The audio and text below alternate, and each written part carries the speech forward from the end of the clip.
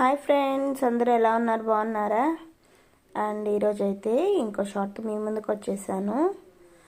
ఈరోజు షార్ట్ వచ్చేసేసి మా పొలంలో అదొక కోళ్ళు ఉన్నాయి, చూసారా? నాటుకోళ్ళు అంటారు వీటిని.